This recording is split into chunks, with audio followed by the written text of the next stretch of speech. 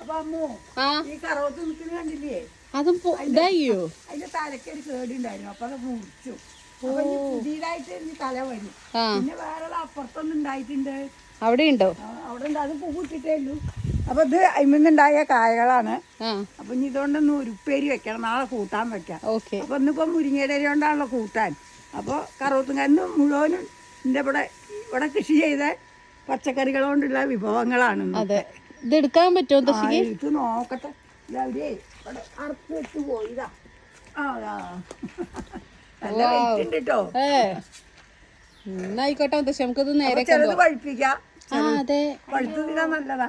മുറങ്ങ് കേടുവരുന്ന മുറം തന്നെയാ. പുതിയതല്ല പുതിയത് അവിടെ ഉണ്ടല്ലോ. ഏറ്റി നിക്കണ്ടത് ഇങ്ങനെ അവിടെ കൊണ്ടൊക്കെയാ നേരെയാക്കാം ഉപ്പേരിക്കൊക്കെ. അതെ, എന്താ നല്ല വലുതല്ലേ.